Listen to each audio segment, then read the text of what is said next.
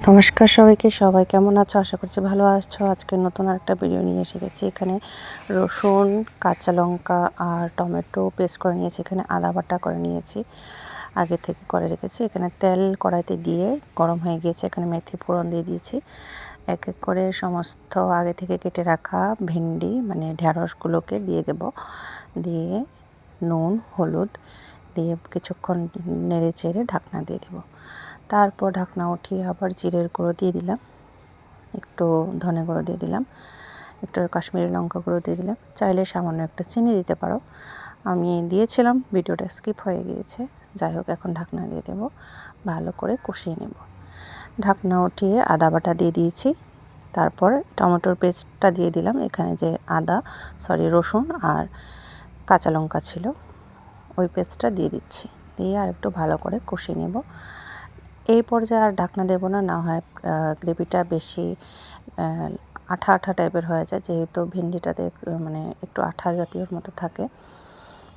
তো এখন আর একটু ভালো করে কষিয়ে নিচ্ছি। দেখো টান টান হয়ে গেছে। এই পর্যায়ে আমরা কাশ্মীরি লঙ্কা গুঁড়ো দিয়ে দিচ্ছি, একটু সামান্য দিচ্ছি জাস্ট ফর কালার। দিয়ে আবার কষিয়ে নেব। আস্তে আস্তে নাড়বো, না হয় ভেন্ডিগুলো ভেঙে যেতে পারে। তো লাস্টে একটু সামান্য গরম জল দিয়ে দিচ্ছি। মশলা ভালো করে কষানো হয়ে গিয়েছে। এই পর্যায়ে সামান্য একটু গরম জল দিয়ে আর একটু ভালো করে নাড়িয়ে নিচ্ছি। এখন আমরা ঢাকনা দেব না, এই খোলা অবস্থাতেই জলটা কষিয়ে আসবে। এখানে একটা সবজি তৈরি করছি, যার জন্য মাশরুমটাকে ভালো করে কেটে ধুয়ে একটু হাফ সেদ্ধ করে নিয়েছি। এখানে সরষের তেল দিলাম, দিয়ে তেজপাতা, শুকনো লঙ্কা আর জিরে ফোড়ন দিয়ে দিয়েছি। দিয়ে যে টমেটোর পেস্টটা ছিল, ওই বাকি পেস্টটা এখানে দিয়ে দিচ্ছি। এটা দিয়ে এখানে নুন, জিরে, হলুদ, ধনে গুঁড়ো, গরম মশলা, কাশ্মীরি লঙ্কা গুঁড়ো সামান্য একটু দিয়ে সেই মশলাটার সাথে ভালো করে কষিয়ে নেব। হালকা একটু জল দিতে পারো, না দিলেও চলে। এখানে যেহেতু তেলটা একটু বেশি পরিমাণে আছে, প্রয়োজন নেই।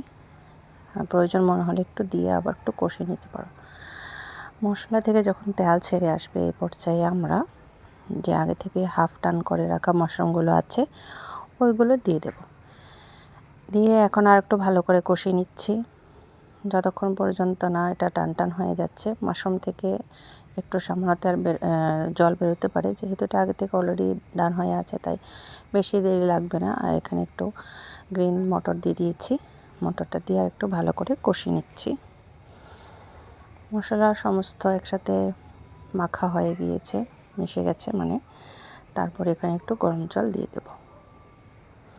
গরম জলটা দিয়ে আরও মিনিট 5 হতে দেব।